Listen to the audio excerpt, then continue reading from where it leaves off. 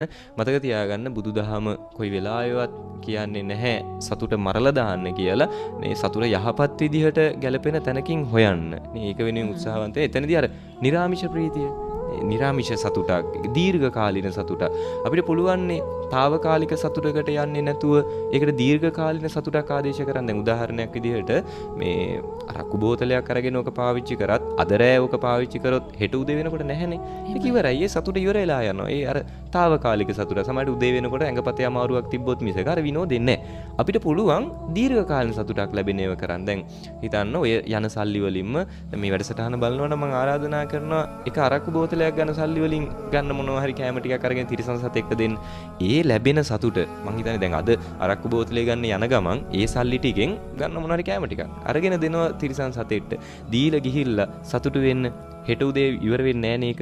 ඒ සතුට හෙට උදේ ඉවර වෙන්නේ නැහැ. ඒ සතුට ලබන මාස ඉවර වෙන්නේ නැහැ. ඒ සතුට ලබන අවුරුද්ද ඉවර වෙන්නේ නැහැ. මං කියන්නේ මම මැරෙන දවසේ වුණත් ඒ සතුට මට ඉතුරු වෙනවා. ඒ නිසා ඒ වගේ අර නිර්ාමිෂ ප්‍රීතියක් ඔකට ආදේශ කරන්න. දීර්ඝ කාලින සතුට වෙන්න පුළුවන් විදියට කටයුතු කරන්න.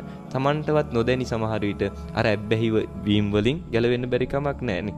එහෙමයි ස්වාමීන් වහන්සේ.